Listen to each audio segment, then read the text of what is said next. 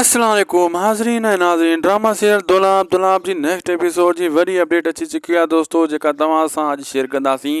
अचण वारा एपिसोड ज़बरदस्त, सनसनीखेज़ ऐं दिलचस्प थियण वारा आहिनि। अचण वारे एपिसोड में दोस्तों तव्हांखे हिकिड़ी शइ ज़रूरु ॾिसण में मिलंदी, उहो इहो आहे त मकर फ़रेब जेको शाहनवाज़ ख़ान जो हुयो, उहो हाणे हर माण्हू खे ख़बर पइजी चुकी आहे ऐं हर माण्हू इन जे ख़िलाफ़ थी चुको आहे।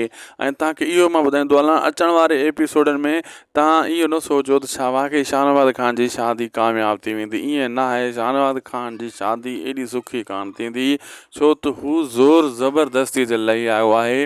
जेको ज़ोर ज़बरदस्ती ते कंदो आहे, ज़ोर जी मेहंदी कंहिंखे बि दोस्तो नाहे लॻंदी ऐं शाहनवाज़ ख़ान खे बि ज़ोर जी मेहंदी न लॻंदी। ऐं अचण वारा एपिसोड जेका आहिनि उन्हनि में इहो ई किसो जेको बि आहे सभई मंसूर ख़ान जे अॻियां झुकंदा, जेका बि आहिनि मंसूर ख़ान खे पंहिंजो वॾो तस्लीम कंदा। हर हिकु माण्हू इहो ई चई रहियो आहे, हाणे बि चई रहियो आहे, बाद में बि, त वाक़ई मंसूर ख़ान जेको आहे सही माण्हू आहे, सचो माण्हू आहे। इहा पुलिस आहे न जेका, इहा बि आख़िरकार ईअं चवंदी वाक़ई मंसूर ख़ान सचो ऐं हिकु हक़ सच लाइ विढ़ण लाइ इंसान आहे, ग़रीबनि जो हमदर्द आहे। दोस्तों असांखे ॾींदा इजाज़त। जे वीडियो सुठो लॻो त दासी टीवी खे सब्सक्राइब, लाइक, शेयर ज़रूरु कंदा। अल्लाह हाफ़िज़।